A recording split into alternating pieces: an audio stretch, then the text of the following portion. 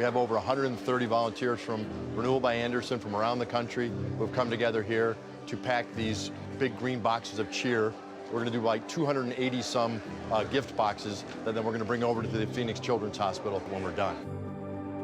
This is the second year that we've done this event, and I got to tell you, everyone has been so excited and looking forward to this since we did it last year. As soon as I found out that they were going to be doing this at the summit this year, I immediately wanted to take part in it again, because to bring that smile to their face, it's worth every bit of time that you took. Last year we had about 100, and this year we're over 130, so the word is spreading that it's a great event and people enjoy doing it.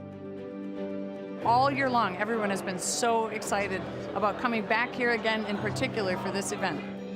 Phoenix Children's Hospital is an amazing facility, does amazing work, and to be able to support the kids that are in there through Cheeriodicals and Renewal by Andersen, yeah, it's a win. I was raised to believe that you're only as strong as your community around you, so you do everything you can to help when you can. Ultimately, the winner, the kids who get to open up these boxes, that's what it's all about. It was a very meaningful experience, I would tell you. There weren't a lot of dry eyes by the time we were done with that. To see their eyes light up when they see a complete stranger come in their room and give them just little gifts, little thoughtful items, and to see a complete stranger welcome you when they know that they're not at their best, it really, chokes you up.